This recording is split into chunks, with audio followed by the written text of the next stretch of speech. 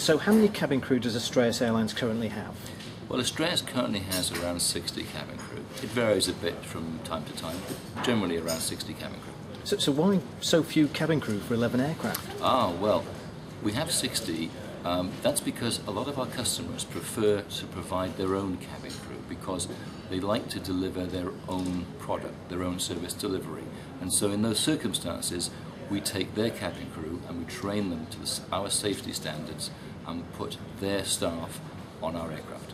So they don't always provide their own crew? Not always. I think it's fair to say that the majority do, but we're quite capable of providing cabin crew for the customer and training them to deliver whatever service they would like us to provide.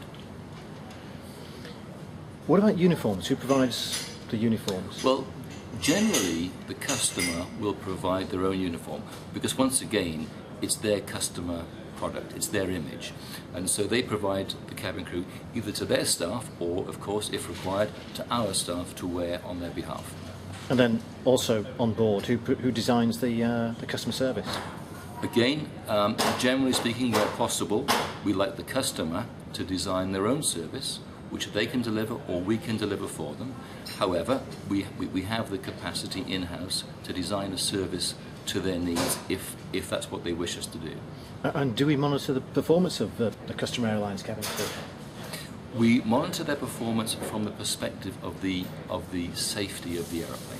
Quite clearly, it's very important that we maintain the highest safety standards. If we feel that's being compromised in any way, then clearly we need to be involved in that process. But of course, we would rely on our customer to honour the issues that we have to deal with that problem. So why do we have any cabin crew at all if the client can actually provide them? Sometimes the client is not in the position to provide the cabin crew, or sometimes we have one-off flights or short series of flights where it's not practical to train the cabin crew in time to carry out that series of flights or that flight. And in those circumstances, we need to have a core of cabin crew ready and able to deliver that flight and deliver that service. What happens if different airlines require different service standards? Once again, we have complete flexibility. Our cabin services team and customer service delivery team will make a plan to deliver exactly what the customer wants, and we make sure that our crew are trained to deliver whatever service the customer desires.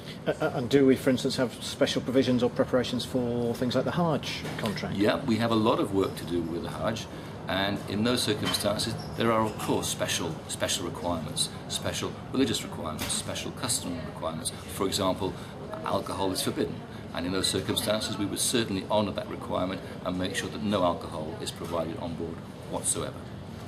Okay, and finally, where do we recruit our cabin crew? Well, it depends on the contract. Clearly, if a customer is non-UK, although we're a UK-based airline, we work around the world, and we would try, where possible, to recruit local people, local speakers.